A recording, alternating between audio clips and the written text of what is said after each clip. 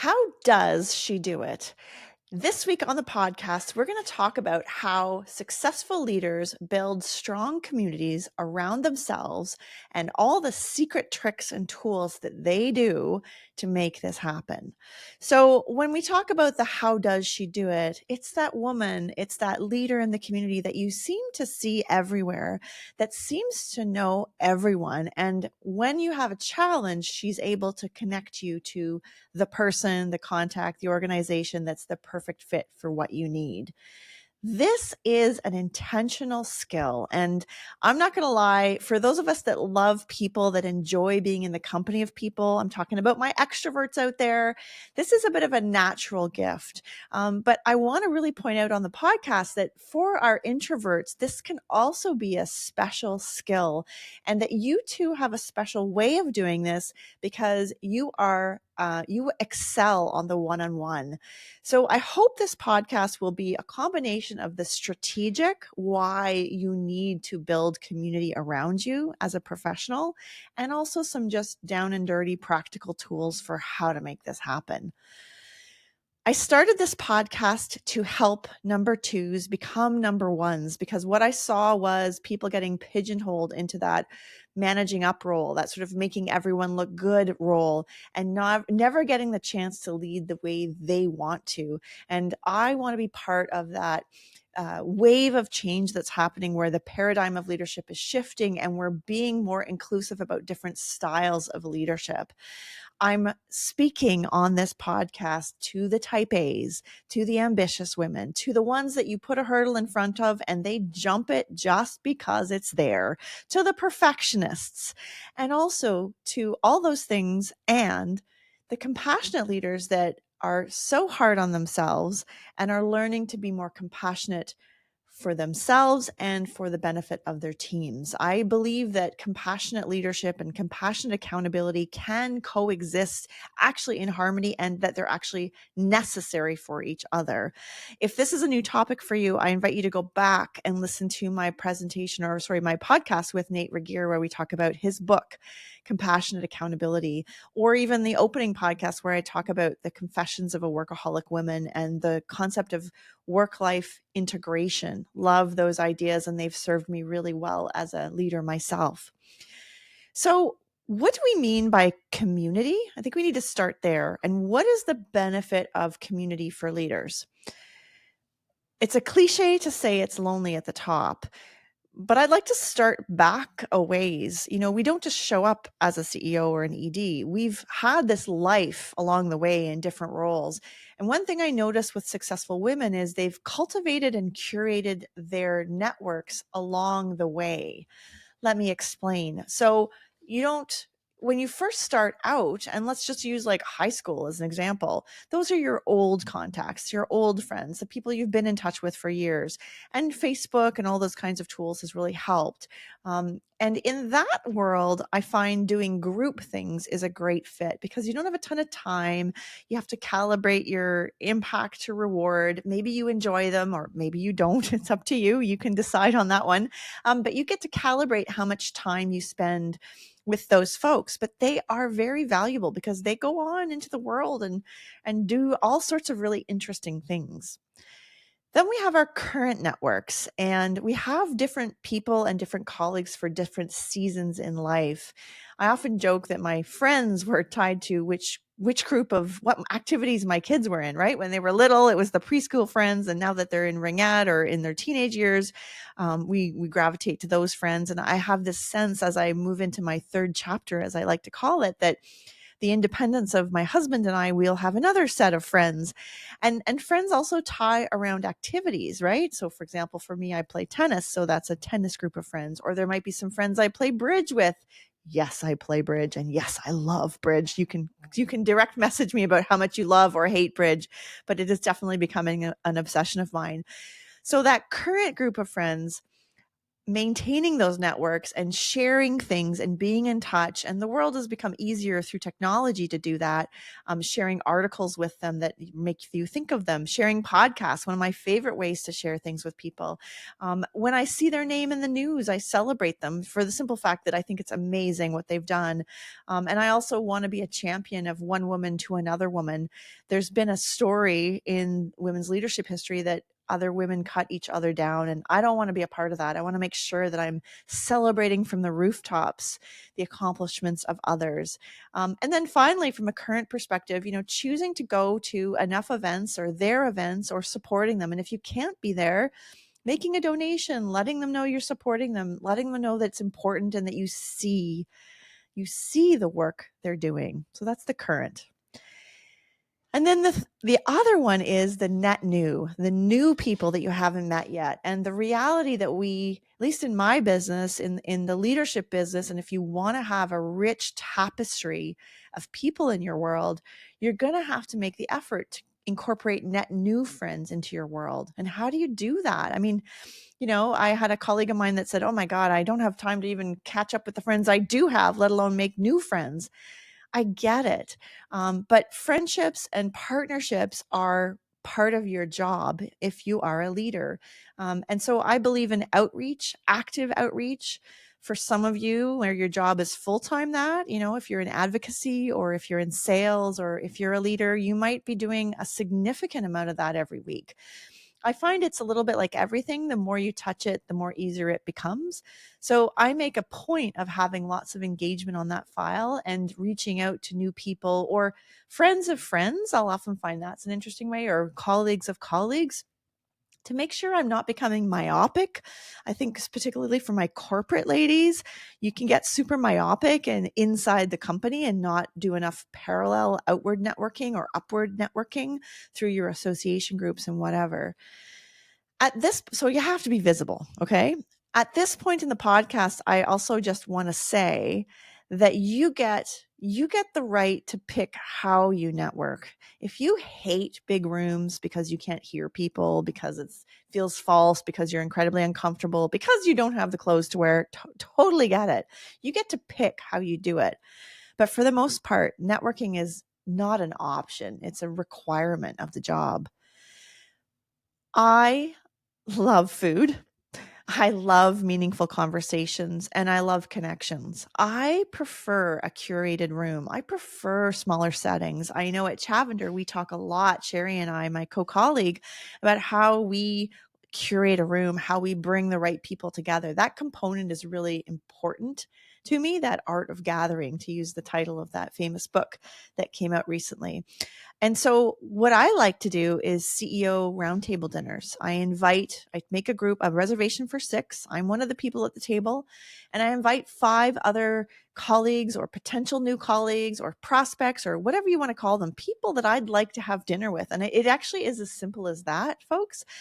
People I'd like to get to know better and learn more about.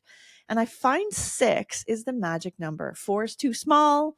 8's too big. 8 becomes 2 tables of 4. Anybody who's hosted dinner parties knows exactly what I'm talking about. And that is one of my favorite ways to build relationships and networks and to be honest, to find new clients for Chavender and for the work that we do. You know that executive coaching is a very personal decision. So the most important part is them to know, like, and trust me. We do this through small groups, but we've often done them in lunch and learns or situations like that. That's my preferred way of networking. And that builds my community, my Rolodex, and it's a very important part of how I grow the business. As a leader, wherever you are, you're going to have to find your way to network.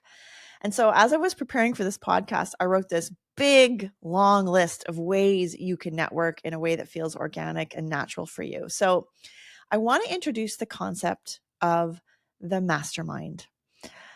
This is something that's been around for so long, and yet I'm surprised how few people know the term for that matter.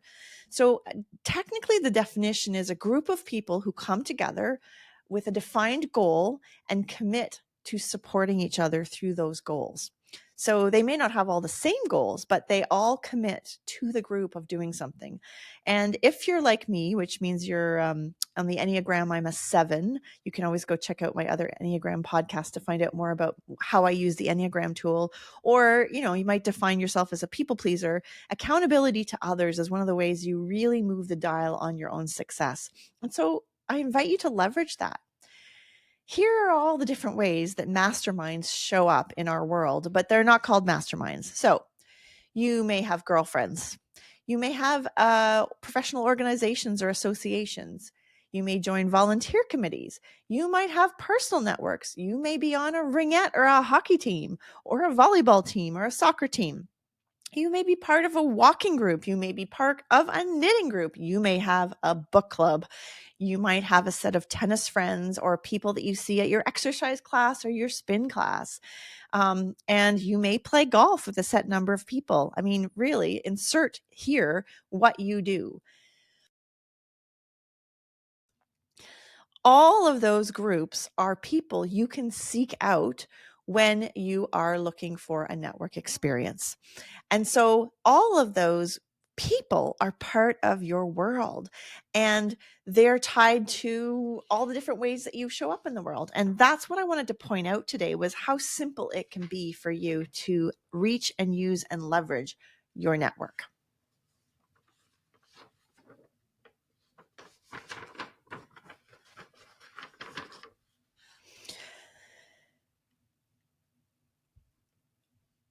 Inside those networks, I want to talk a little bit about the digital world, because I promised you strategy.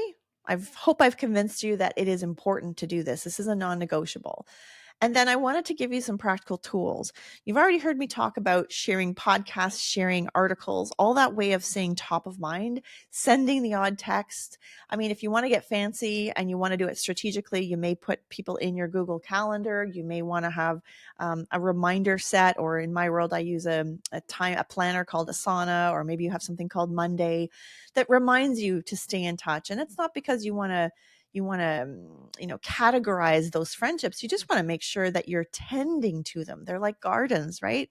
Networks become stale. Networks become old if they're not taken care of. And when you're thinking about, because somebody in this audience listening to this is like, oh my God, Jenny, you're giving me one more thing to do. And what I want you to think about is to calibrate the importance of the relationship to the time commitment.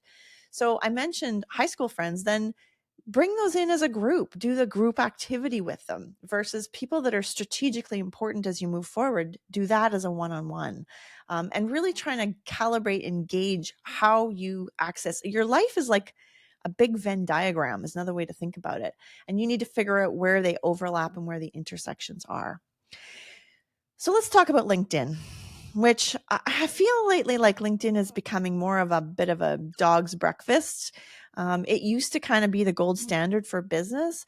What I'm finding is people are posting a lot more personally related things, but they might relate to a business world. I personally am on Instagram as well, just because I like beautiful things and I love scrolling Instagram. But I do find that business is taking place on LinkedIn. And there is an element of networking, of a see and be seen experience on LinkedIn that I want to kind of demystify and encourage you to participate in. What I wrote down in my notes here, it's the posts that were like the I was with those people posts, right? So we were at this event, you take a bunch of pictures, you tag people, and you talk about the event. And the perception is, and it's true, that you were at the event, that you're allying yourself with those particular individuals, and that you are part of that community. That's like 2.0. To me, 3.0 from a digital practical tools is mentioning something that's important to you about what that event was.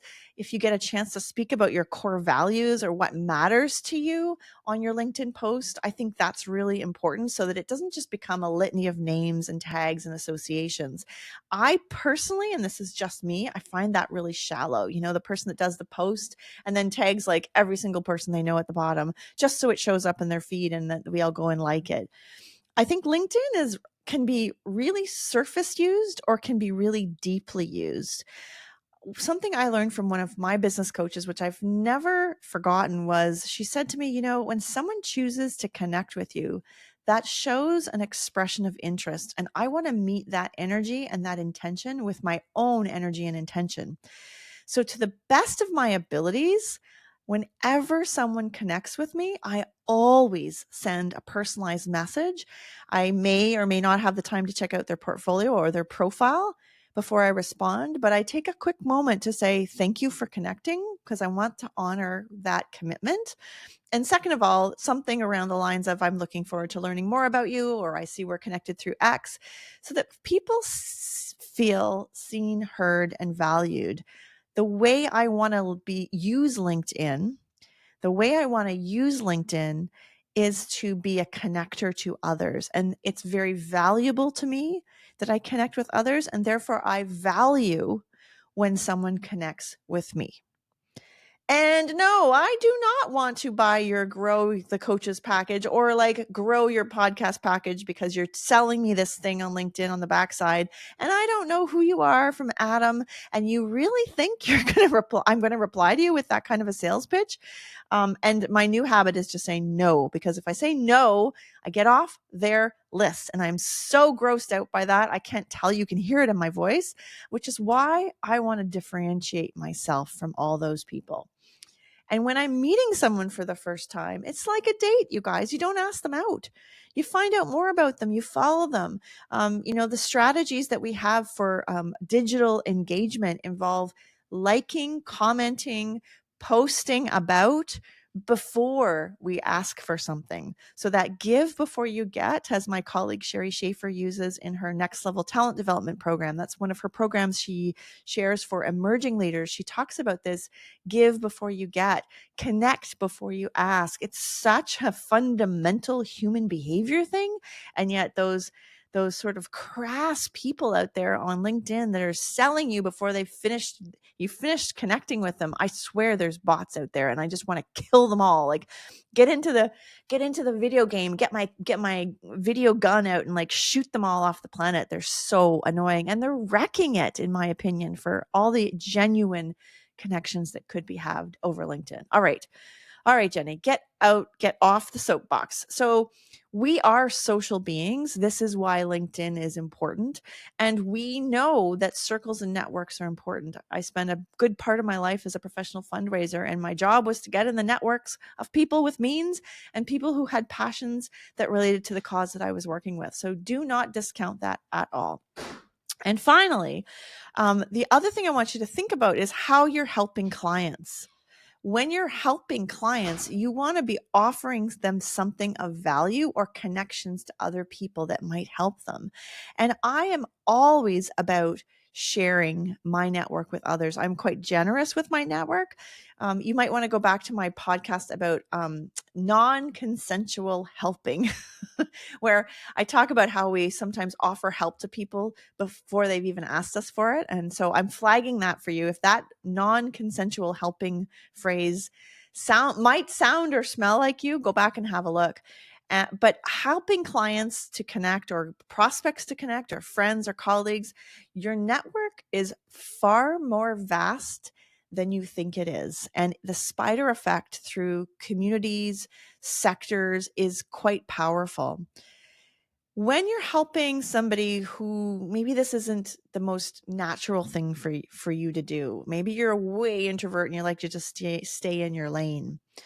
One of the practical tools I've thought about is creating a briefing note. That's from my old days of fund development. But if there's someone you want to reach, someone who can be a resource for you, or someone strategically you want to meet, remember I'm in a government town, so this is always part of the job. The politicians change and we have to connect with them.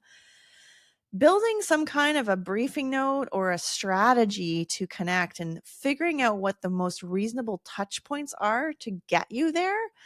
And for gosh sakes, knowing when you get there, what you're going to ask, what you're going to invite them to be a part of, not just getting that moment and letting it pass you by, and figuring out what the energy and resources are going to be required for you. Side note as well, you can break this into pieces. I know many of you are incredibly busy, although I hate using that term. But I want you to think about how you could break down the tasks so that they're manageable, or so you could hand them off to someone else on your team to help you with it. And so the final thing I want to say in this podcast about building strong communities around yourself, building thriving networks, and sort of pulling back the veil on how great people maintain those relationships is you've got to feed the network. You have to feed it. You have to be part of it. You can't disappear. And you have to do it in a way that fuels you and fuels your leadership.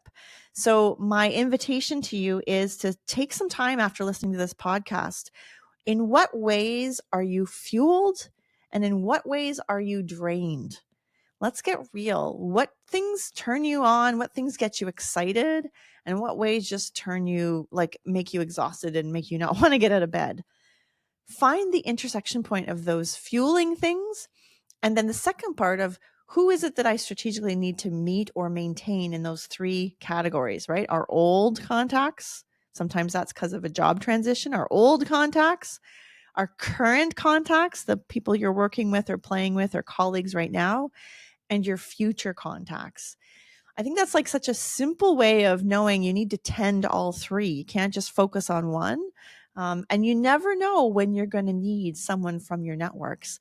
And so casting that net wide and staying in touch. I love to do lunches. That's another one of my favorites. And they can be one-on-one lunches, but they can also be great group lunches. I love seeing synergies, particularly between women, in a network or in a community. And that just makes my heart sing. Sidebar, that is one of the reasons why I am so passionate about the Embracing Ambition retreat that's going to be happening in Canmore in the fall.